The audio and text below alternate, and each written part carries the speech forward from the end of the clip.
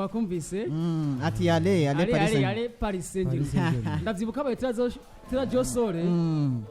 umusore ndavuga ngo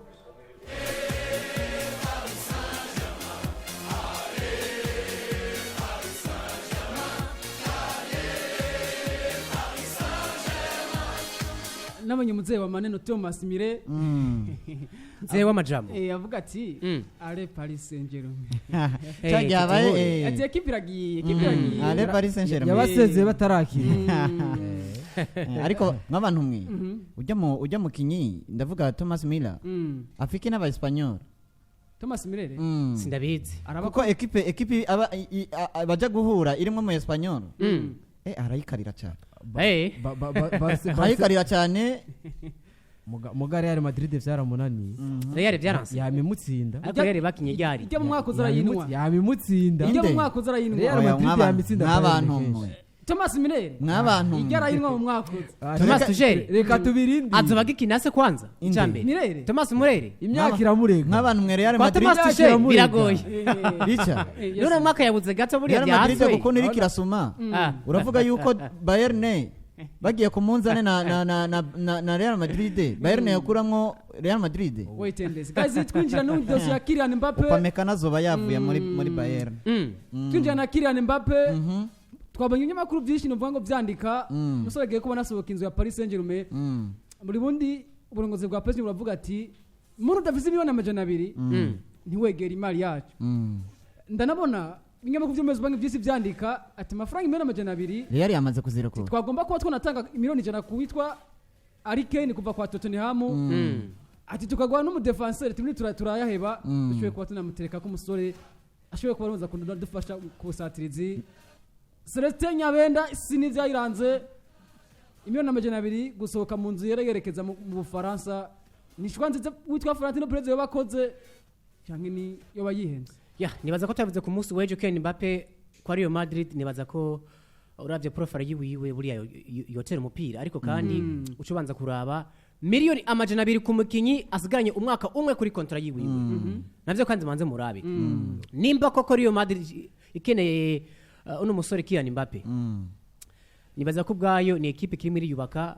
kuko bano ko bahereye hagati mu kibuga bagura abana bakiri bato bamaze gutakaza abakinyi benshi Real Madrid ariko kandi uravye Florentino Perez muri myaka mike hari ukuntu buriya arimwo aramera nk'umuntu adashaka kurekura amafaranga menshi buriya batongore kwande kwa kuno Jude Bellingham abatino bikose nta vyakunda miliyoni zingahe hafi 150 siyo bahereye ariko hari ukuntu bagiye kumugura 110 umva ko zaragabanutse na bonus barayisizeko bashizeko bonus erega bonus nazo ziza kuza ari uko bintu mwumvikanye vyagiye mu ngiro peut-être atwaye igikombe cyangwa gatwara Ligue des Champions cyangwa gatwara Ballon d'Or wanashaka bishatse hari ukuntu bavuga bumvikana muri contrat zabo ariko hari ukundi ko ndabona ino dossier ya Kylian Mbappe izohava ihindukira bivanye n'izo miliyoni 200 Paris Saint-Germain ishaka kubera iki kubera ko deje bazi yuko Kylian Mbappe acafise umwaka umwe kwa Paris wanashaka inyuma gato bavuze bati hako tugura Harry Kane reka turindire Kylian Mbappe basi 2024 contrat yiweze tumuzanire ku buntu ko tubona ko deja ahacara umwana muto kandi umupira kina paraporo Harry Kane n'abantu mwe Paris Saint-Germain Thierry Gato Kane basa nk'abamwihojeje basa nk'abamwihojeje gato ngira kwisho ngene nari kavuze Thierry turavye novuga Kylian Mbappe byashoboye kubona bakora mu myaka irenganye iri niryo bari nk'isamaza kugira ngo kwa Real Madrid ashobore kubona kweza Harry Kane buri bundi musore bikarangira novuga ngo abuze kwa Real Madrid akabura kwa Paris Saint-Germain aya ica sinda kibaza ikindi kintu nogarukako ko mbe asigaje kontra y'umwaka umwe muri Paris Saint-Germain hama Real Madrid ikabigira umugure 200 millions eske ubwo nta ruhombo rugoba rurimwo urombo kwa Real Madrid urashobora kuhaba Real Madrid Paris Saint-Germain zoba yungutse ariko Real Madrid ni yatanga ayo mafaranga yose ku ruhande izo bihomvye uti kubera iki yarasigaje kontra y'umwaka umwe sivyo ariko sinibaza yuko Real Madrid iza gutanga izo miliyoni amajana 2 kuko ni yashirako izo miliyoni amajana 2 sayo yonyene iza kubimuguza urashiramwe na za bonus ushireko n'amahera zo zarahembwa biravuga iki biravuga ko Real Madrid izo nizo biriko bivugwa ku binyamakuru ngabyo mu mugwi nta kintu baravuga baravuga ko bashize ayo mahera ku meza dushobora kubona Florentino Perez apunguje ayo mafaranga kubera ku byanka byakunda Mbappe Paris Saint-Germain amurekura byanka byakunda canke naho imureka amaresezo azogende ku buntu. Ikintu ndiko ndabona ngaha mwibi bintu Paris yari yanamusavye ko yokongeza kontra akabongereza umwaka yarana banki bugi uravye kwa Paris hari ukuntu bo uravye Paris na Real Madrid hari ukuntu Paris irimwe aje muri panique gusumvira Real Madrid kuko icambere nimba byavuze ko Kylian Mbappe yatanze ugwete ababwira yuko umwakuza ategerezwa yawe yababwiye ko kiri neje ko ategerezwa kugenda. Paris rero iri muri position yuko Kylian Mbappe byanka byakunda atagira ubuntu umwakuza bakabaha amafaranga bisigura ko Paris Saint-Germain ikora ibishoboka byose Kylian Mbappe bamuguze n'umwaka nyene agende mwino Amerikazi. Ivyo rero kwa Paris nivyo nta kiravayo ariko kandi nimba atakiravayo hari ukuntu nova mwiriya nzu babicisha bavuga mu binyamakuru bitandukanye kugira ngo basi byumvikane ukuntu naho novuga bitode kwa Paris bwabo basi bice mu binyamakuru byabo kugira ngo novuge basi n'inkuru gire vibe novuge ikomeye cyane. Sasa rero Celestin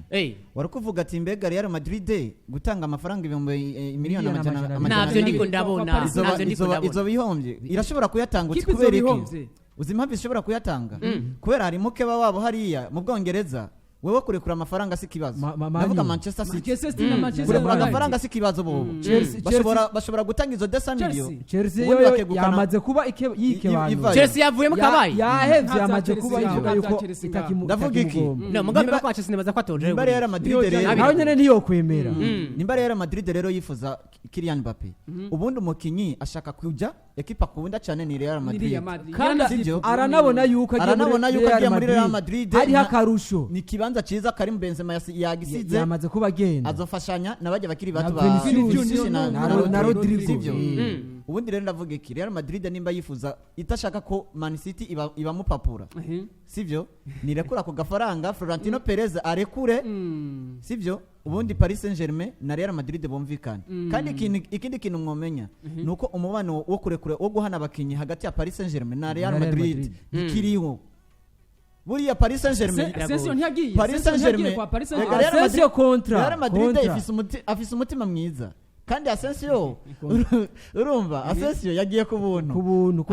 uzorabe Paris Saint-Germain kurekura umukinyi aje kwa Madrid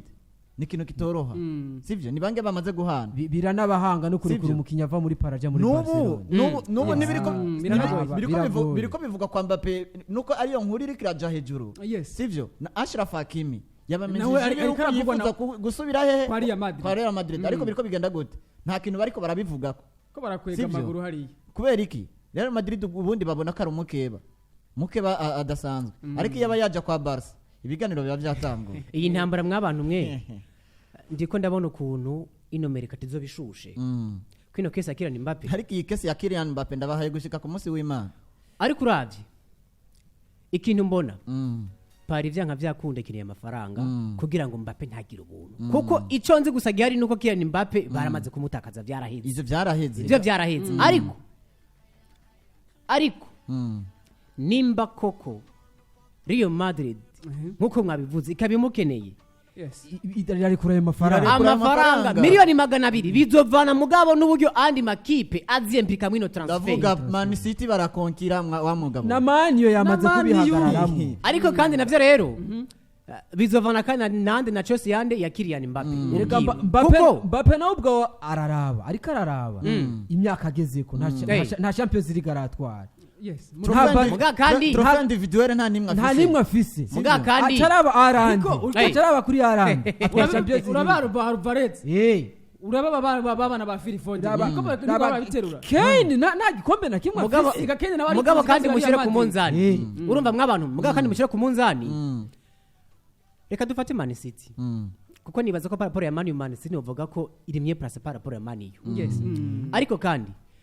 Man City irafise Erling Braut Haaland nivyo kandi ifise ikintu basi cyo tuma kiresha Kylian Mbappe akaza akavuga ati basi ndagiye hano nizera ko basi nzotwara ibikombe kwa Man City kuko deja batwara Ligue des Champions Celestin Mbappe wamuzana kwa Man City buri muri agaca kina kuri kibanza witwa Bernardo Silva kuko Bernardo Silva kuko nabo pari irikira mushakisha ariko kandi mugabo jare kintu ntarimwe ntabona Kylian Mbappe kwa Man City haro Erling Braut Haaland Nikiveju nimba mutabibona hari ukuntu isi irimo irakura amaso kuri CR7 na Leo Messi bakatwara kuri Mbappe nande na Erling Braut Haaland deja Haaland yatwara Ligue des Champions hari ukuntu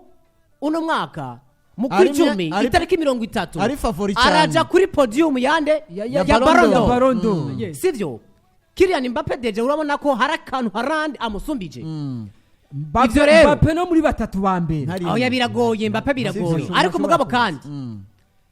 Kylian Mbappe kuja kwa Man City haro Erling Braut Haaland hari ukuntu navyo kandi ntarimwe ndabibona kubera iki ahubwo agiye muri nico kintu ahubwo impamvu ndakubwira ko Man City yatayimwe akaguru ubundi Paris Saint-Germain shakande kwa Man City niri kushaka uyu Bernardo Silva bashobora kumushiramwo kugira dosiye yorohe kugira ngo dosiye yorohe turabaha Bernardo Silva dushireko amafaranga muduhe Kylian Mbappe no buriya Mbappe wewe yababigiriyemwo ari gari nuko nivyo afise umwaka umwe atarabamarira ntashwa yo bafise mugana ubwiwe akeneye kuja muri Real Madrid cyane nk'abantu mwe Real Madrid niyo yifokasa kuri aya mafaranga mureke guhari guys tuva ku dosiye ya Kylian Mbappe twerekeza kuitwa Theo Hernandez kuva kwa equipe ya Bayern Munich yerekeza kwa Paris Saint-Germain